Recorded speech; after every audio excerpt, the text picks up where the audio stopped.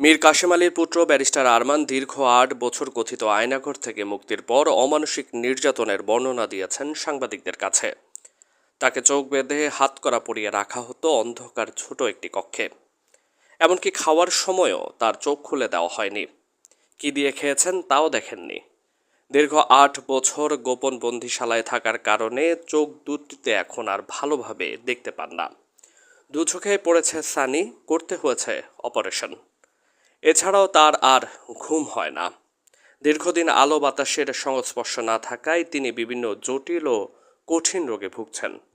চিকিৎসকগণ তাকে বিদেশে উন্নত চিকিৎসা গ্রহণের পরামর্শ দিয়েছেন।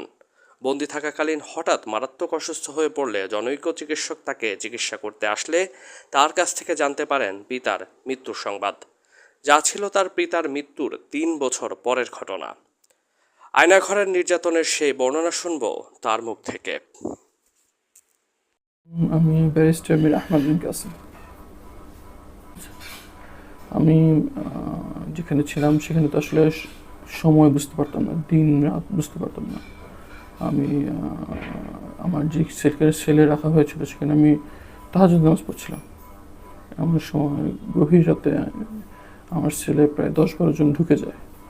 ওই সময়ে সেলে কখনো প্রহরীরা আসে না। নামাজ পড়ছিলাম আমি,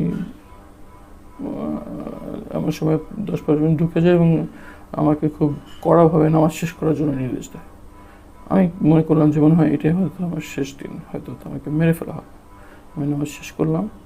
তারা আমাকে আমাদের যে চোখ বাঁধার জন্য যে বিশেষ এক ধরনের কাপড় ব্যবহার করতো সেটা খুলে গামছা দিয়ে আমার চোখ বেঁধে ফেলে, চোখ এবং আমার গামছা দিয়ে হাতও বাঁধে। তারপরে আমি বুঝতে পারলাম যে আমাকে বের করে নিয়ে আসা হচ্ছে। আমি ভিতরে আসলে কিছুই বুঝতে পারিনি, বাইরে যে একটি বিপ্লব ঘটে গেছে আমি সেটা বুঝতে পারিনি, আমার জানার সুযোগ ছিল না। আমাকে বের করে একটা গাড়ির ফ্লোরে শোয়ানো হয় এবং তারপর আমার উপর আরও ২ জন বসে তারা প্রায় ১ ঘন্টার উপর চলতে থাকে। এবং একটা সময় যে আমাকে বসানো হয় এবং আমাকে জিজ্ঞেস করা হয় যে আপনি এতদিন কোথায় ছিলেন। তাই আমি বললাম আমি জানি না। আমাকে জিজ্ঞেস করলেন আমরা কারা, আমি উত্তর দিলাম আমি জানি না। তখন তারা আমাকে বলেন যে এটাই সবাইকে বলবেন। এই বলে আমাকে ধাক্কা দেওয়া হয়, আমি পড়ে যাই গাড়ি থেকে। তো দ্রুত গাড়ি চলে যায় এবং আমি মনে করছিলাম যে হয়তো আমি দেখতে পাচ্ছি না, চোখ বোধহয় কিছু লোক এখন আছে, একটা গুলির আওয়াজ শুনবো তারপর সব শেষ হয়ে যাবে। আমি ধরে নিয়েছিলাম যে আমাকে মেরে ফেলা হবে। কিন্তু দীর্ঘ সময় আমি বুকে পড়ে থাকি এবং অনেকক্ষণ পর আমি বুঝতে পারি যে আমি একা, আশেপাশে কেউ নেই, শুধু পোকামাকড়ের আওয়াজ ছাড়া আর কিছু আমি শুনতে পাইনি। পরে আমি দেখতে পেলাম যে আমি একটি খোলা প্রান্তরে পড়ে আছি এবং অনেক আস্তে আস্তে চোখের বন্ধ খোলার পরে আমি দেখলাম যে আমি খোলা প্রান্তরে পড়ে আছি এবং দূরে একটা আলো দেখা যাচ্ছে। আমি আলোর নাম নিয়ে আস্তে আস্তে হাঁটতে থাকি এবং প্রায় ১-১.৫ ঘন্টা হাঁটার পর আলোর কাছে যেয়ে আমি একটি কনস্ট্রাকশন সাইট দেখতে পাই। সেখানে একটি সাইনবোর্ড দেখে আমি বুঝতে পারি যে আমি দিয়াবাড়িতে তারা নামিয়ে দিয়ে গেছে। এবং সেখান থেকে আমি লোকজনকে জিজ্ঞেস করে আমার আমি মিরপুরবাসী, আমার ঢাকায় আমার বাসায় মিরপুরে, আমি জিজ্ঞেস করি আমি মিরপুরে যেতে চাই, কীভাবে যাব। তারা আমাকে দিক নির্দেশনা দেয়। আমি সেই হাঁটতে হাঁটতে আমি ফজরের মেট্রো রেল উত্তর যে স্টেশন সেখানে যখন পৌঁছি তখন ফজর আজান হয়ে যায়। তারপর তখন আমি উত্তরা ১৫ নম্বর সেক্টর জামি মসজিদে আমি ফজরের নামাজ পড়ি এবং সেখান থেকে একজন লোকের সহায়তায় উত্তরা একটি অলাভজনক একটি বেসরকারি হাসপাতাল আছে যেটা আমার পিতা প্রতিষ্ঠা করে গিয়েছিলেন।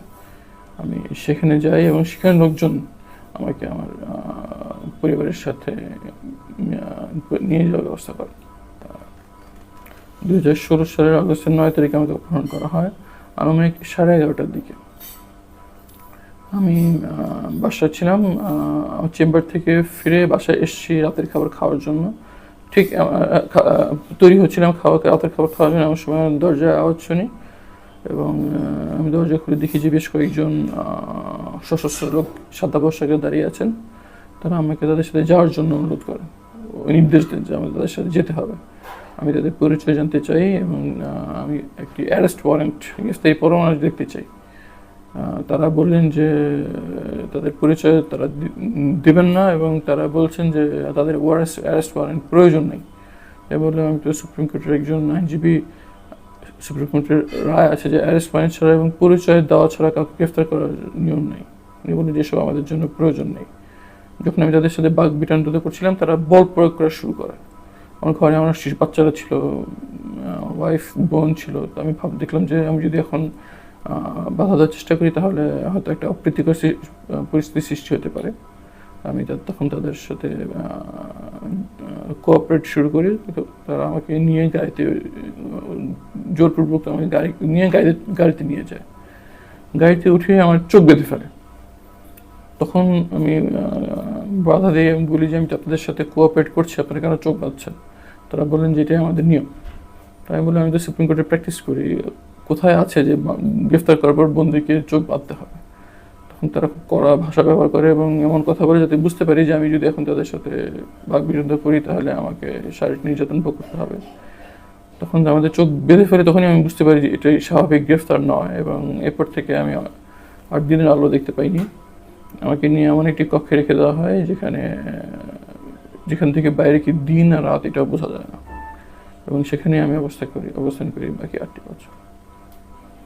বলিনি তারা কোথায় নিয়ে গিয়েছে আমাকে বলতো না, আমি কাউকে বলতো না, এটা ওখানকার নিয়ম।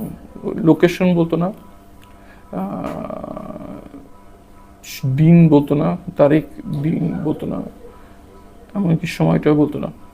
নামাজ পড়ার জন্য আমি বারবার সময় জানতে চাইতাম, তারা বলতো না যে বলা যাবে না, এটাই নির্দেশ। একমাত্র 12 মাসের মধ্যে একমাত্র রমজান মাস তারা বলতেন যে